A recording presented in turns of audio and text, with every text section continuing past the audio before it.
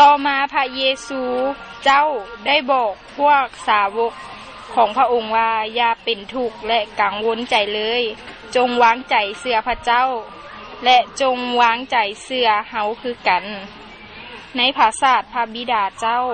ของเฮาที่มีอยู่หลายบอนถ้าบ่มีเฮาคงได้บอกพวก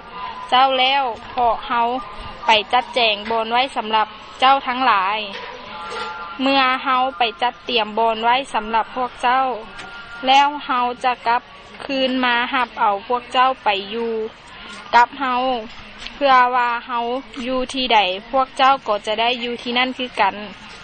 พวกเจ้าฮู้จักทางที่เฮาจะไปนั่นโทรมาเว้าต่อพระองค์ว่าพระอาจารย์เอ้ยพวกข้าน้อยบ่ฮู้ว่าทานจะไปไสพวกข้าน้อยจะฮู้จักทางนั้นได้แนวใดพระเยซูตอบแล้วว่าเฮานี่แหละเป็นทางนั้นเป็นความจริงเป็นชีวิตเพราะว่าพระเจ้าทรงรักโลกจนได้ประทานพุทธบุตรองค์เดียวของพระองค์เพื่อทุกคนที่วางใจเชื่อในพระบุตรนั้นจะบ่จิบหายแต่มีชีวิตอันตลอดไปมิตรด้วยว่าพระเจ้าได้ใส่พระบุตรเข้ามาในโลกบ่แม่นเพื่อตัดสินลงโทษมนุษย์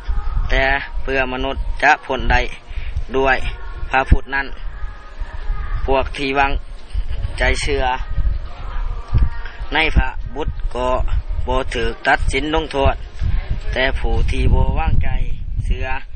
ก็ถูกตัดสินลงโทษแล้วเพราะเล่าไรวางใจเชื่อในพระพุทธองค์เดียวของพระเจ้าการตัดสินลงโทษเป็นดังนั้นคือว่าความสว่างไหลเข้ามาในโลกแต่มนุษย์ได้หักความมืดได้กลัวหักความสว่างเพราะการกระทำของเขาชั่ว